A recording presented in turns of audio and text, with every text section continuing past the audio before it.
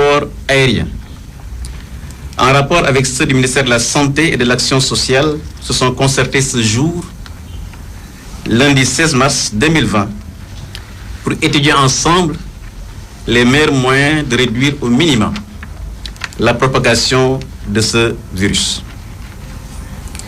Au terme des échanges, il est apparu qu'il devient primordial de mettre en œuvre tous les moyens qui sied pour protéger au mieux nos compatriotes, de s'assurer que l'aéroport international de Blaise Diagne, principal point d'entrée de notre pays, ne soit un espace de contamination et de transmission du Covid-19 et d'éviter tout risque d'augmentation de cas dans notre pays dans les jours et semaines à venir. De cette rencontre est ressortie la recommandation d'arrêter les flux directs et indirects en provenance des zones à risque afin d'éliminer les interactions avec les foyers de la pandémie. Ces recommandations ont été soumises à son Excellence M. Macky Sall, président de la République du Sénégal, pour validation.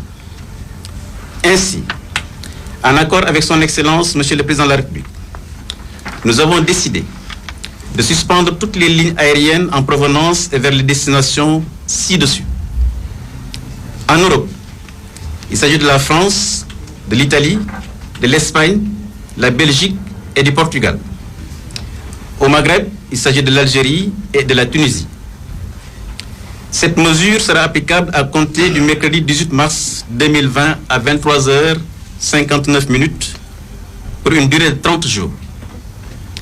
Ne sont pas concernés les vols cargo pour lesquels les équipages devront rester à bord et leur temps d'escale réduit au strict minimum, ainsi que les vols d'évacuation sanitaire.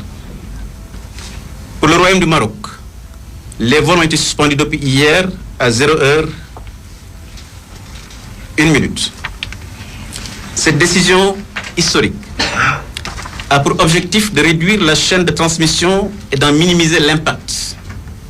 Elle est alignée aux recommandations de l'Organisation mondiale de la santé qui demande au pays de trouver un juste équilibre entre la protection de la santé, la prévention des perturbations socio-économiques et le respect des droits de l'homme et d'adopter une approche globale adaptée à leur situation avec le confinement comme pilier central. Fin de citation.